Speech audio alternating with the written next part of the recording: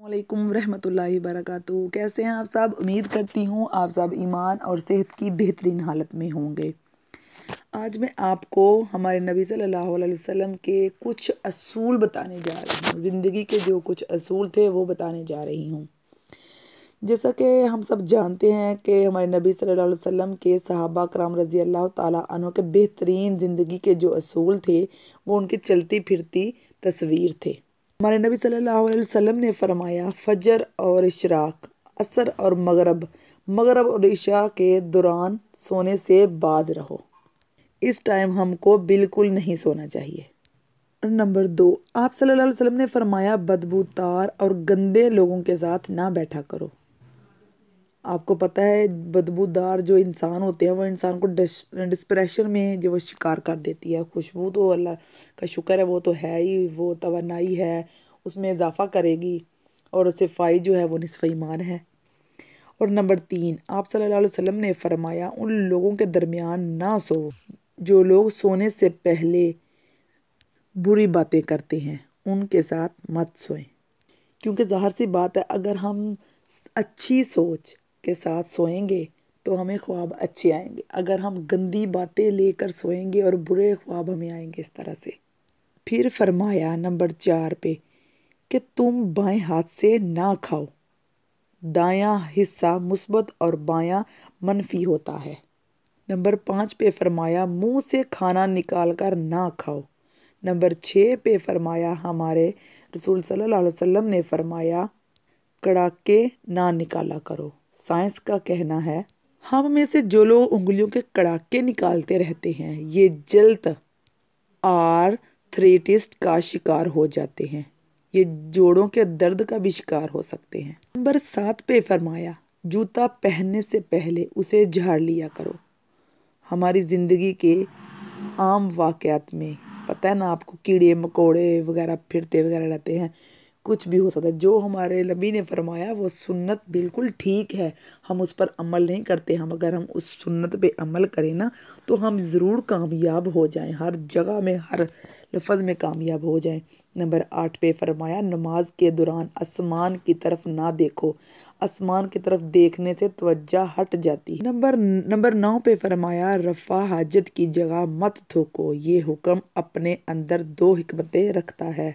इस जगह थूकने के बाद आने वालों को भी तकलीफ़ होती रही है। और दूसरा, टॉयलेट्स में लाखों किस्म के जरासीम भी पाए जाते हैं, इसलिए उधर थूकना नहीं चाहिए।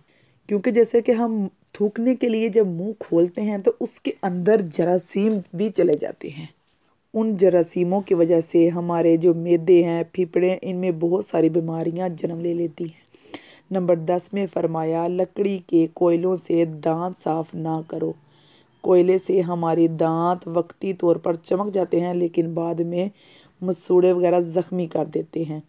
नंबर 11 पे फरमाया, आप सल्लल्लाहु अलैहि वसल्लम ने फरमाया, हमेशा बैठकर कपड़े तब्दील किया करो। नंबर 12 पे हमारे नबी सल्लल्लाहु अलैहि वसल्लम ने फरमाया, अपने दांतों से सख्त चीज़ मत तोड़ा करो। दांत जो ख़राब होने का अंदेशा भी हो सकता है। दांत जो है सख्त चीज़ों के बजाय वो नहीं, सख्त चीज़ नहीं तोड़ सकते। कुछ लोगों के दांत ख़राब ज़्यादा हो जाते हैं। नंबर 13 पे फरमाया, गर्म खाने को फूंक से ठंडा ना करो। क्योंकि जब हम फूंक के साथ खाने को ठंडा करते हैं हमारे मुंह के जरासीम जो हैं वो खाने को लग जाते हैं। फिर फरमाया नंबर 14 पे, खाते हुए खाने को सूंघा ना करो। खाने को सूंघना बदतहजीबी भी होती है। नंबर 15 पे फरमाया, अपने खाने पर उदास ना हुआ करो। नंबर 16 पे फरमाया, मुंह भर कर ना खाओ। हमारे रसूल सल्लल्लाहु अलैहि वसल्लम हमेशा छोटा लुकमा लेते थे, देर तक चबाते थे और आधा मैदा भरने के बाद हाथ खींच लेते थे। आप सल्लल्लाहु अलैहि वसल्लम पूरी ज़िंदगी सेहतमंद रहे।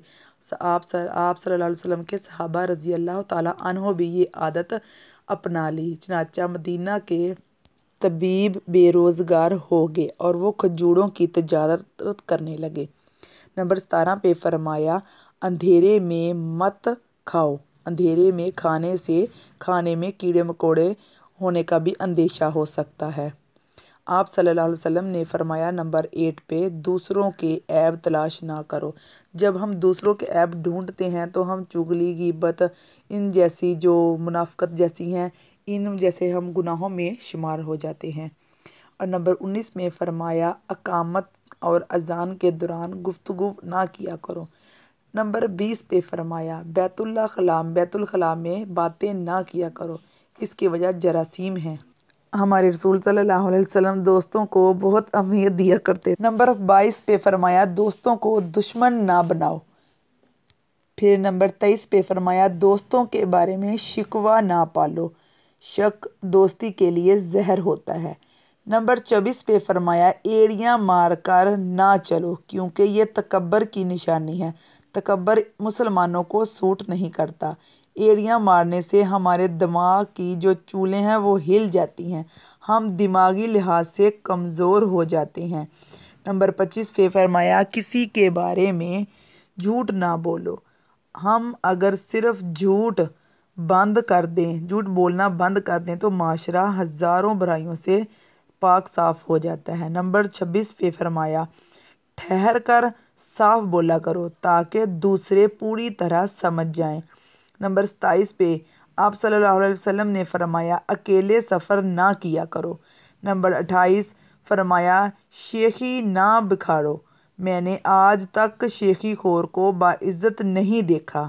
ہم عزت بڑھانے کے لیے شیخیاں مارتے ہیں۔ نمبر 29 پہ فرمایا گدھا گھوڑوں کا پیچھا نہ کرو۔ نمبر 30 مہمان کی کھلے دل سے خدمت کرو، یہ عادت ہماری شخصیت میں کشش پیدا کر دیتی ہے۔ نمبر 31 میں فرمایا غربت میں صبر کیا کرو، صبر جو ہے بہت بڑی دولت ہے، اور یہ جو دولت ہے کبھی کسی انسان کو غریب نہیں کرتی۔